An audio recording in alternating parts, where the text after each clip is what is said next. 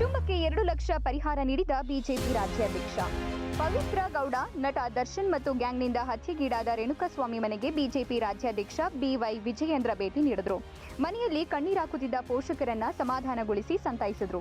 ಕುಟುಂಬಕ್ಕೆ ಭೇಟಿ ನೀಡಿದ ಬಿಜೆಪಿ ರಾಜ್ಯಾಧ್ಯಕ್ಷರು ಮೃತನ ಪೋಷಕರಿಗೆ ಪಕ್ಷದ ವತಿಯಿಂದ 2 ಲಕ್ಷ ಪರಿಹಾರ ನೀಡಿದರು. ನಂತರ ರೇಣುಕಾಸ್ವಾಮಿ ಪತ್ನಿಗೆ ಧೈರ್ಯದಿಂದ ಇರುವಂತೆ ಹೇಳಿ ಮನೆಯ ಹಿರಿಯರಿಗೂ ಧೈರ್ಯ ಹೇಳಿಕೊಂಡು ಇರುವಂತೆ ತಿಳಿಸಿದರು.